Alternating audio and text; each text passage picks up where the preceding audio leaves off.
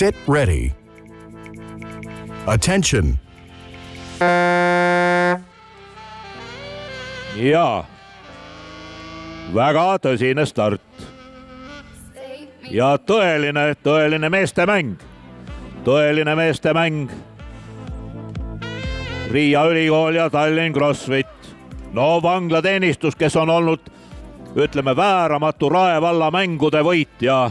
Siin praegu ei ole eriti, hoiab 3. kohta. Tallinn CrossFit versus Pokums. Nii, jälgime huvi pärast siis Priit Meierit ja Pokumsit. Väga korrektse tehnikaga sõuab Priit Meier. Tallinn CrossFit ja Riia Strastins University Club. Nii, Tallinna CrossFit võttis 1-meetrilise edu, nüüd juba 2 meetrit. Kuid võistlus veel 150 meetrit tulla, 3-meetrine.